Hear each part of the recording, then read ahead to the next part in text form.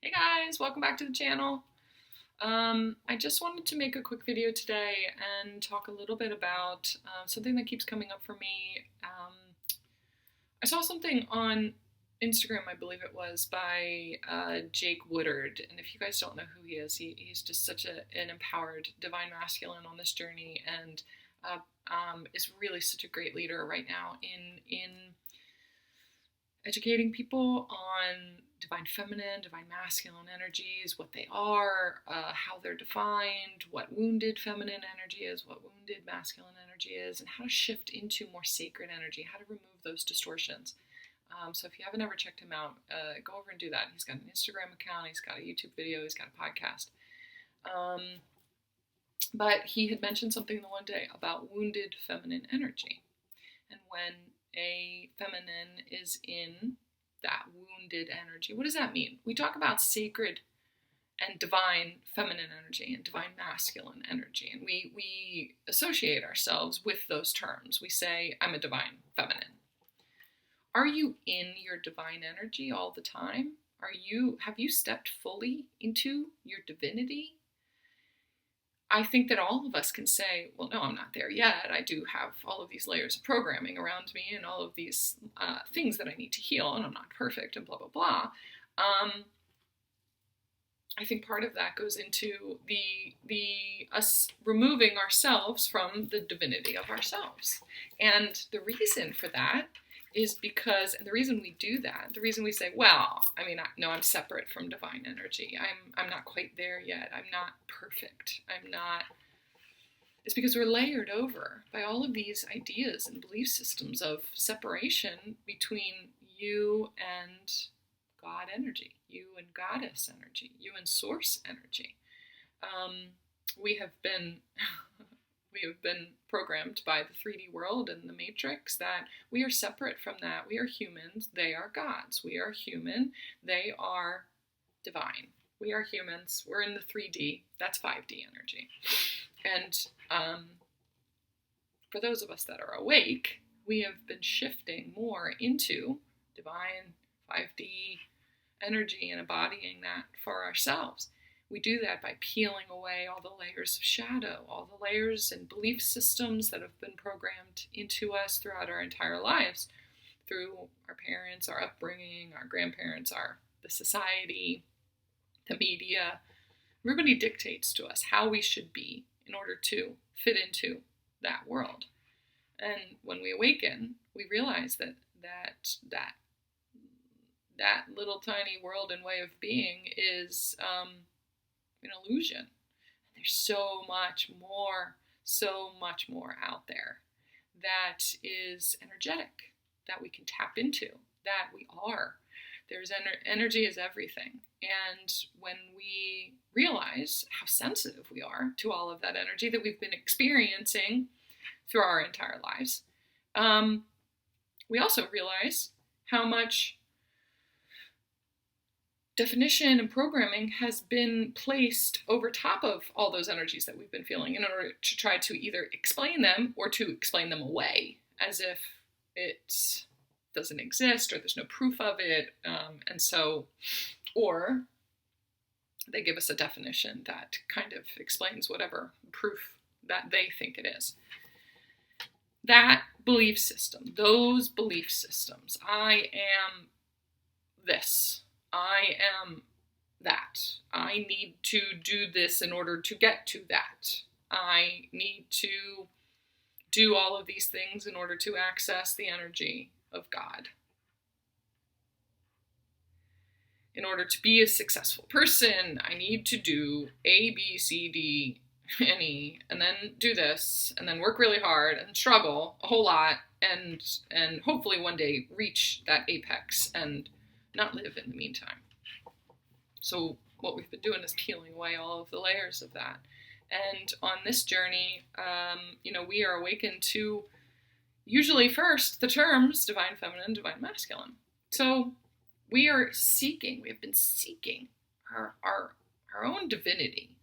We kind of start out by seeking a divine masculine, trying to understand what that is and wanting that in our lives and wanting the connection with divine masculine, and slowly, slowly, slowly, we bring that energy back into ourselves and we realize how much the divine masculine reflection or the masculine reflection is coming from within us.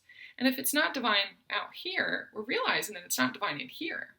And so there's all these distortions. There's all of these, and distortions within that masculine energy really are just layered over programs that sit over top of this beautiful ball of golden Christ union light, which is the essence of masculine energy.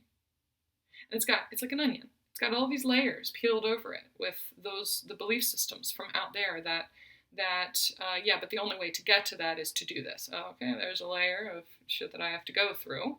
There's this. There's trauma.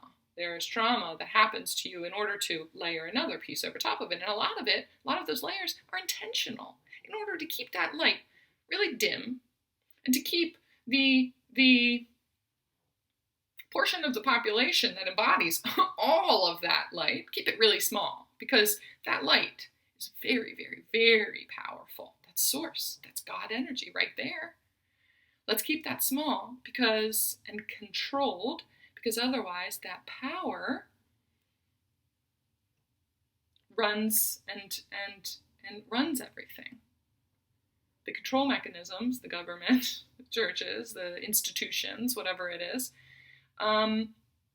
keeping you, the human, separate from that ball of glorious energy within you that is your inner being is a control mechanism. They're able to control things by keeping you separate from that. And so we're peeling away all of the layers, doing the shadow work, realizing and recognizing our trauma. Trauma is one of the programs that's layered over top of that because it triggers such powerful emotional remembrance that when we feel the energy and the emotion connected to trauma, we then continue the vibration of trauma and draw more of it into our field. We also become that trauma energy most times in order to feel, because we feel the need to protect ourselves. And we become the energy of trauma and end up becoming the one who traumatizes other people. The person who commits a trauma is usually doing it from trauma energy because it was done to them. Something was done to them, and they get triggered into trauma energy, and they're doing things that are almost outside of their inner being, outside of who they are. They are working on this programmed energy. So that trauma energy, that trigger, that program over top of that keeps us very small. It does not allow us to act in this pure energy, is wounded energy. It's distortion. They're all distortions. And the feminine, I say this from, obviously my point of view, we've been trying so hard to balance our own balance outside of us, also trying to balance our masculine's energy. But essentially what we're doing is trying to balance our masculine energy in order to kind of draw that more into our field. But the one thing that Jake had said that really resonated with me was that the wounded feminine, when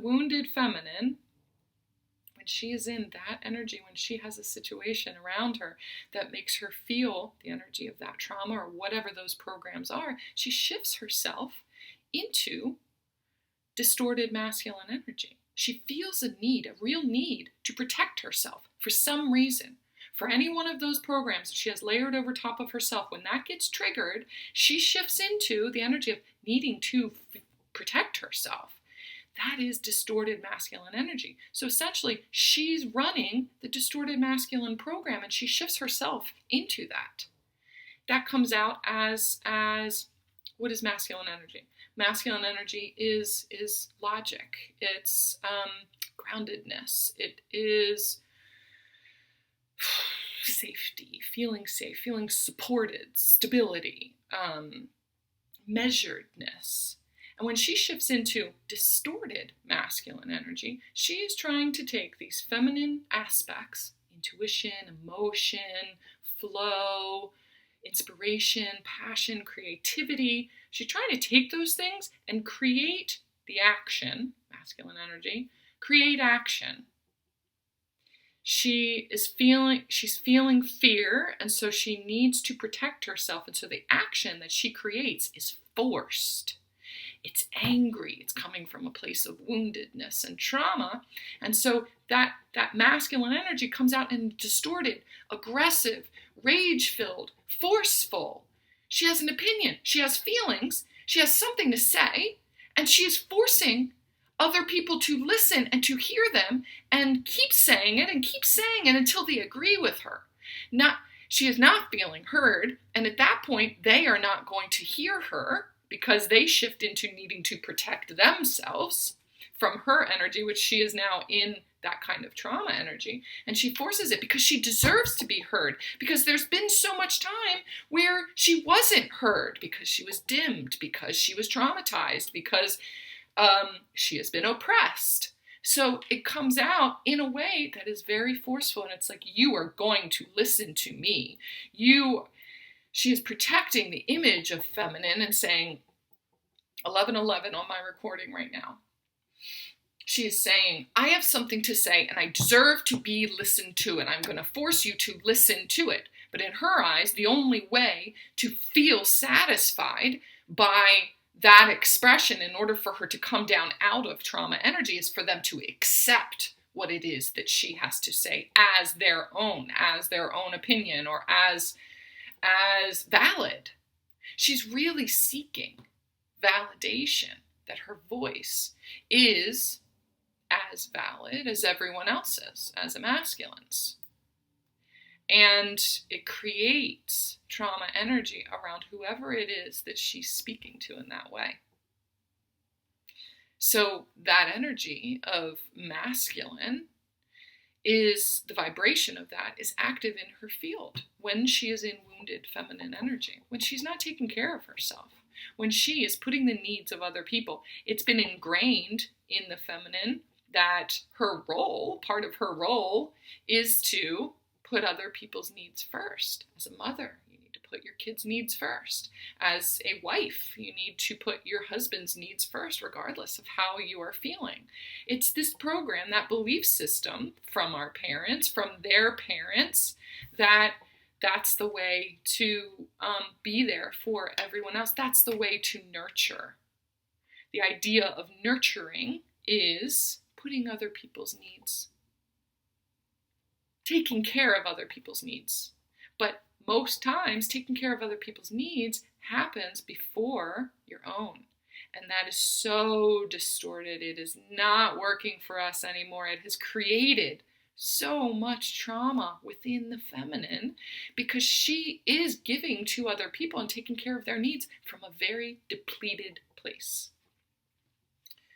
She has not understood the importance of self-care and self-love, and taking the time that she needs for herself first, before anyone else, starting in the morning and ending the same way at night.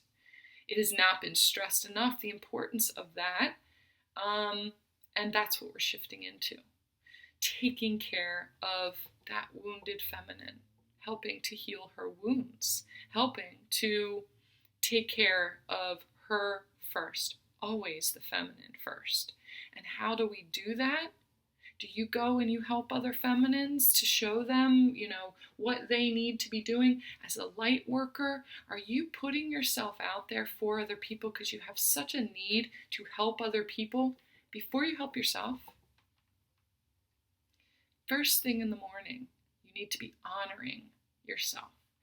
The moment you open your eyes, your thoughts should be about how much you love yourself, how honored you are to be here in this feminine body and to give yourself whatever it is that you need.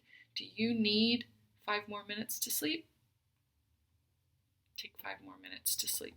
Do you need to meditate every single morning in order to get a positive flow for your day? Does it help to clear your mind space? Do that. Do you need to take a shower first thing in the morning? Because that's what helps to clear your arc field, and it gives you motivation, it gives you energy, do it every single day. Commit to yourself that you are going to make time for that you're going to do that. Set your alarm to get up to be able to do that. Let the kids know, even though they come in first thing in the morning with their needs, they wake you up and they have all of their needs that they're putting onto you. Set it up so that you can focus on you first. It's so important to honor the need for that and to heal the wounded feminine so that we are not putting out the vibration of distorted masculine anymore, so that we're not calling that into our field. What we think, we create. When we think about how wounded we are, we create more of that. It's time to shift now into reprogramming our brains, and that is a lot of what this channel is going to be about now, is reprogramming that. We have done so much shadow work. We have done so much trauma work. And what I've been getting very strongly is that we did the work. We warriored. We were massive, massive shadow warriors. And now it's time to leave that behind. We have done the work, and now it's time to lean into reaping the benefits of having peeled away those layers and not leaning into them anymore, not allowing those programs to kick back in and continue those patterns throughout our lives. We are taking our power back, and we're doing that from an empathic, heart-centered space. And it all begins with loving yourself and treating yourself and self-care. Your spiritual routine, your spiritual maintenance is number one priority. Number one. Experiment with what works best for you, what makes you feel grounded the most. In the morning, I open my eyes, and the first thing that I do is listen. I just grab my headphones from my bedside table and I listen to affirmations, or I listen to 11:11 on my clock right now. This is important information. This spiritual routine. I listen to Abraham Hicks, a Good Morning Rampage, starting the momentum for that positivity throughout the day. No matter what has happened the day before, no matter what has happened in this now moment, all of that is gone. All of that is in the past. And I can choose to shift into the momentum that I want for that day. And so I listen to one of those meditations, or I just listen to binaural beats, and I am reprogramming my brain with all of the thoughts that I want to think about myself and my day and all of the things that I am grateful for. Getting a shower first thing, the water first thing in the morning is kind of a meditative practice. Sometimes I stretch, sometimes I do a stretching yoga video, depending on how much time I have carved out for myself. The stretching, releasing the toxins in my muscles and in my tissue and things like that, it increases the ability for the oxygen to move through all of the parts of your body. It's amazing. It makes me feel so aware.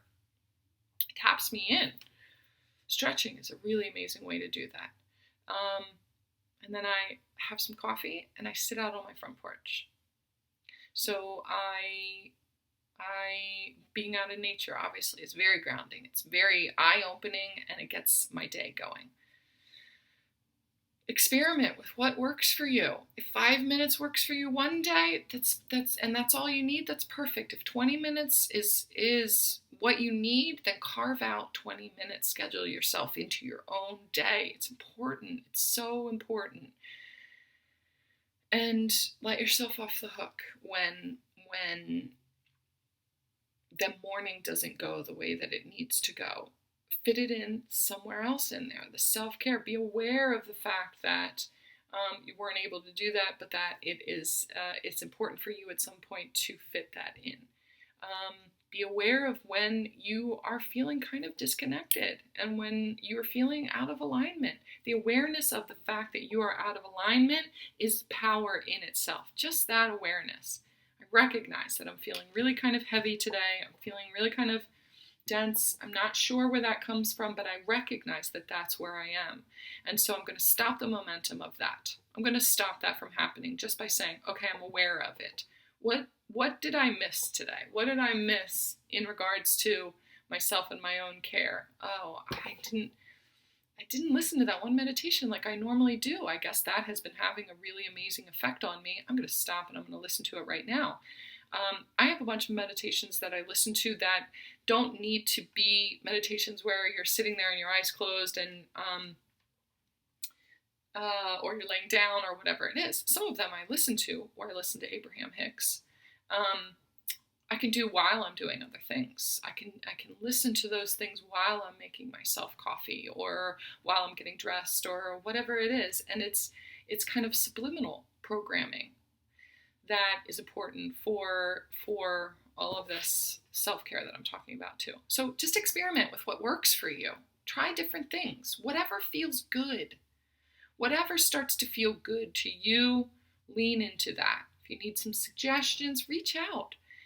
If you are not a member of the Hawk's Nest over on Facebook, go over there and join. There is such an amazing, amazing, supportive group of light workers who are there just to support each other and just to have a forum for, I'm going through this. Is anybody else going through this? Or I need a suggestion for a meditation towards my self-care routine. The things that I've been doing don't seem to be getting me where, she's saying that I should go, or I can't tap into my emotions for some reason. Can you help me with that? And they are amazing. They're so supportive and they're on top of it. And the purpose is to support the light workers who are supporting the energy and transmuting the dense energies that are going on in the world right now. We have to remember that we are doing a lot of the energetic work for a lot of what's happening out there. And so we really need to take care of ourselves. And when we are able to, and when we are in alignment with our self-care, that's when we're able to put other people's needs there. When we're able to reach out and help other people. We can't do it from a depleted place. It is not serving them. It's not serving you. And you can't maintain that. Maintain yourself first, and then give as you're guided to give. Okay? We're going to take the wounded feminine out of distorted masculine energy, and we're going to honor her, and we're going to worship her, and we're going to take care of her, and we're being guided by the energy of so many goddesses around us. Goddess Isis, Mary Magdalene. I feel so moved by the energy of Mary Magdalene right now. And Isis, God, they are just so present and really powerful and wanting to show us and mirror back to us our own divinity. There's many others right now, but those are the ones that step forward most powerfully of all. Okay, I just wanted to get all of that out of my system, that self-care is so important for you guys. I'm going to be doing some more readings on here too. Focusing on what is most important for us to know right now. These channeled videos are readings also. I'm reading the energy that's happening around us. I'm reading the energy from within me, and I'm reading the energy there in your field about what is most important for you to know. So when you ask me, where are all the readings that I used to do? These cards are just a way, just a divination tool for communicating with the divine. Right now, I am feeling and reading and channeling energetic energy and reading it just as I would read these cards. So use these messages as readings also. Shift your awareness into the fact that I'm just using a different tool for providing the guidance and information that your energy, your field is asking for. So I am going to be doing more. I love reading cards. But there's something in your field that has been calling this information forward. I'm going to be using different tools to be able to read the energies, but right now this is what was needed. Someone had asked me the other day on one of my videos, like, where are the amazing card readings that you used to do? And I know that people resonate differently with cards than they do with these kinds of messages. And so when I'm guided to communicate with those people, with the people who resonate with cards, and when that is the strongest vibration that needs guidance, that's when I'm going to do a reading. There's no, I have no planned, I do weekly readings, I do this, I do that. I'm completely guided by the energies out there and the energies from within here. So, if you need more structure than that, it may be that you're getting that structure from other channels, and then you're tuning in here for what's most powerful in your field that you need to hear from me. So, yeah. I just need to clear that up for some reason. I just wanted to show you real quick, after I stopped the recording, I picked up these cards and I looked at the 2 cards that I had held up for you guys when I said, these cards are just a divination tool. It's the same, it's just reading energy in a different format. And so I looked at the cards afterwards, and this is the, where is it? Power of Surrender cards on here. And the 2 cards that I picked up that I was waving at you guys said, surrender to your intuition, feminine energy. Tune into your inner voice. Be aware of any gut feelings, flashes, knowings, or aha moments that come through to guide you. Lean into sacred feminine energy. And surrender outdated beliefs about yourself. Let go of limiting ideas about yourself that originate from the past. Programming, layers, belief systems from other people. That's how it was programmed in there. Then you can own your power and soar in your life. Both of these things, both of the energy, the message in these cards is exactly what I had said to you earlier. It's the energy that's around that I'm reading, and the cards that are sitting here reflect that energy.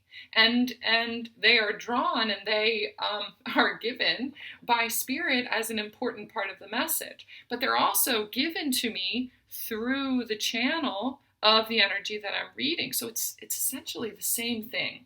I just wanted to point out that the energy that I had been reading earlier is the exact same thing that's being presented in these cards. If you needed a little bit more of a visual resonance with connecting, the idea of that, the idea of channeling through cards or channeling through just my own experience and gifts and things like that, it feels like this is the resonance that you needed. This is the validation for that. So I just wanted to point that out, that it's all the same. It's just a different way of communicating, but it all is the same message. So I love the way Spirit works. Okay, if you made it this far in the video, I love you. I fucking love you so much. Thank you for hanging in there with me. And I'm so proud of you. I'm so proud of the work that you're doing and your dedication to your healing and to your journey and to moving forward, really. I want you to put a heart emoji in the comments below. And I haven't done this in a little while, but if you do that, I pick a few people and I just pull a couple of cards for the people who commented with that heart, just to show my appreciation for having watched this entire video and hanging in there with me. I have opened my availability for just 2 weeks, just a little bit of availability. I'm working on some other things right now. Also, I'm going to be offering card reading workshops, energy reading workshops. Eventually, I'm going to be teaching some and offering Reiki classes and energy healing classes. A lot less Reiki and more the type of energy healing that I do that has no name to it. Lloyd and I both, my Divine Masculine and I both are going to be offering these things. So I'm working on putting all of that stuff together, and I can't wait to be offering that to you guys and connecting with you in that way. So my availability for private readings or private sessions, the one-on-one guidance sessions, is a little bit less. So if you have been considering getting a reading from me or connecting in for a guidance session, go over and book a session right now because they're going to go pretty quickly. The information for that is in the box below if you didn't know. All right. I love you guys. Talk to you soon.